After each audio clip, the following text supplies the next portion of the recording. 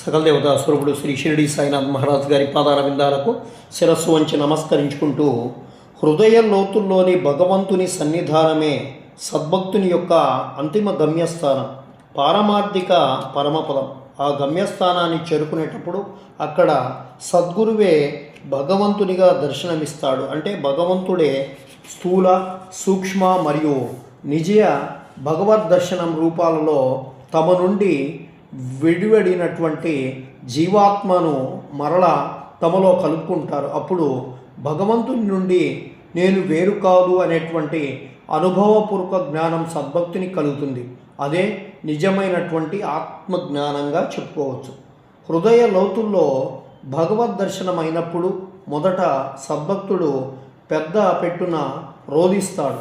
నేను నువ్వు ఒకటేనా అంటే, ఇన్నాళ్ళు నన్ను నేను వెతుక్కుంటున్నానా అని ఆ రోధనలోనే పగటిబడి నవ్వుతాడని, ఆ అనుభవం అంతటి వైచిత్రంతో కూడి ఉంటుందని శ్రీ ఏకనాథ్ మహారాజ్ తమ నాథ భాగవతంలో చేసినటువంటి వర్ణనలో మరియు ఇతర భగవంతుడు చెప్పినటువంటి వాటిల్లో కూడా ఈ సత్యమే బోధపడుతుంది. ఇంతటి నిగూఢమైనటువంటి ప్రాముఖ్యతను కలిగి ఉన్న బాబా యొక్క కోపోద్రిక్తమైనటువంటి చర్య వలన మాధవరావు మనసులో బాబా పట్ల భక్తిభావం మొగ్గ తొడుగుతోంది. ఆ మొగ్గ మానుగా మహావృక్షంగా ఎదిగి మధురమైనటువంటి సఖ్యభక్తి రసఫలాలు అనేటువంటి ఫలరసాయం అందించేందుకు సహాయం చేసిన ఇంకొన్ని సంఘటనల్ని తెలుసుకునేటువంటి ప్రయత్నం చేద్దాం. అక్కల్కోట మహారాజును ప్రత్యక్షంగా సేవించి పారమార్థికంగా ఉన్నత స్థితికి ఎదిగి ఆనంద్ మహారాజ్ అనేటువంటి మహనీయుడు కోపర్గావ్ మన్మాడ్ మధ్యనున్నటువంటి ఏవలా గ్రామంలో ఒక ఆశ్రమాన్ని ఏర్పాటు చేసుకుని నివసిస్తూ ఉండేవాడు. ఆయన నిత్య కౌపీనధారుడై గొప్ప సాక్షాత్కారిగా ఉండేవాడు. అప్పటికే ఆయన వయస్సు 95 సంవత్సరాలు ఉండేవి.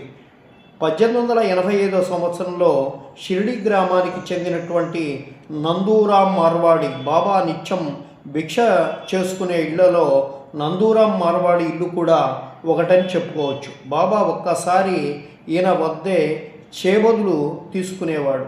మాధవరావుని తోడు తీసుకొని గుర్రపు బండిలో శ్రీ నంద మహారాజు దర్శనానికై వెళ్ళేవాడు. ఆ నంద మహారాజు పట్ల నందూరాం మార్వాడికి మంచి భక్తి ప్రపత్తులు ఉండేవి. ఆనంద మహారాజు ముఖంలో ప్రస్ఫుటమవుతున్నటువంటి ప్రశాంతత, అలౌకిక తేజస్సు వంటి వాటిని చూసి మాధవరావుకు కూడా ఆయన పట్ల పూజనీయమైనటువంటి భావం ఏర్పడుతుంది. దర్శనం పూర్తయిన తర్వాత తిరుగు ప్రయాణానికై వారు బండిలో కూర్చున్నప్పుడు ఊహించని విధంగా శ్రీ ఆనంద మహారాజు వచ్చి బండిలోకి ఎక్కి నేను కూడా షిరిడి వస్తాను అని చెప్పి వారితో కలిసి షిరిడి వచ్చారు.